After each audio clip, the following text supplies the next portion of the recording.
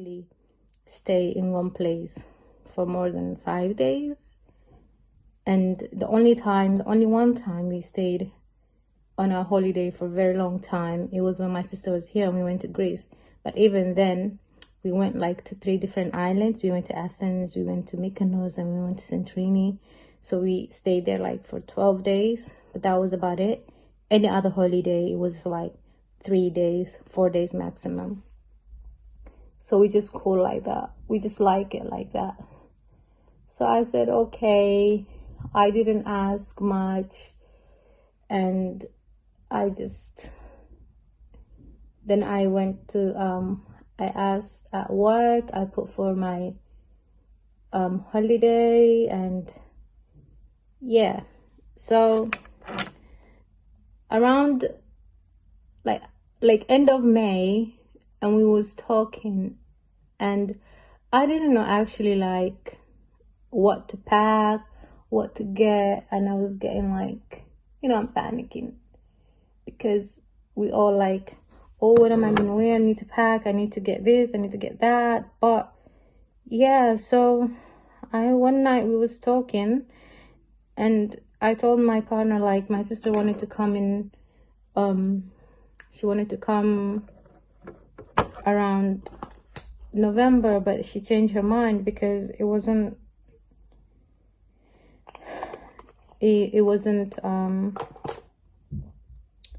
good weather. The weather wasn't good, so she didn't want to come. He said okay, but I just asked him, like I said, where are we going, like our holiday, where is it? And he said it was in Portugal, like we're going to Portugal. And I said okay, nice.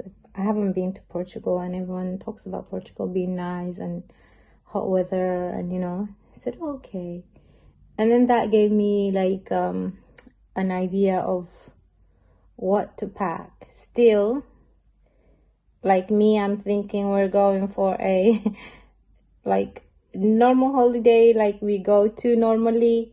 I'm packing normal like clothes for me to like dinner, clothes for dinners and stuff like that, and clothes for like outings and stuff like that. I'm packing all that stuff, but I didn't know like we wasn't even going to be doing none of that stuff because of the time, obviously, and because of the reason why we was going there.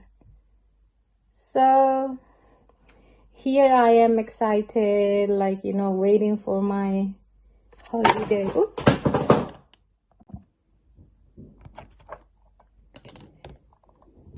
So I was really like excited for the holiday. I was like, yeah, it's been a long time we haven't been on a holiday, and like last time we went on a holiday was with a friend, so this time it was just us two, and I was super excited, and I was like, finally, this holiday is gonna be just us two, it's gonna be fun and all that stuff. And I'm packing all nice things and because I'm preparing for going out and sightseeing and all this. But yeah, so anyways, here comes the day, and what happened was like, it's a long story, but my partner, like, he sold his car and he was looking for a new car, so he didn't have a car at that time when we was traveling. So on the traveling day, we had to like Uber to the airport, like Luton airport. We had to take Uber. It was long day, to be honest, because I really worked the day before. Just the day before the trip, I actually went into work, and I had to work that day. Then I had to finish up all the packing, and then I have to like do everything around the house before I left. So I was really, really tired, and the fact that he didn't have a car was kind of making me even more exhausted, because first, like, even he was working that day, so he went to work on the day that we was actually traveling. I was like, why did you even like do this? But then in the end, because we only get such a limited leave, and then we have to like maximize it.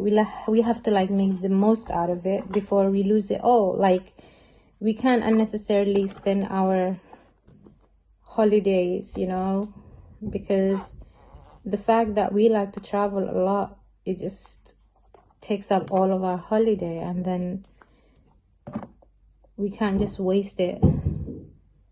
So he went to work, and me, in the morning of the trip, I got ready and dressed. I didn't even know. I didn't check the weather in Portugal, what's going to be, what's not going to be. I just assumed like it was going to be hot. So I just put on a shorts and like light clothes, you know, like where you don't feel too much of the heat.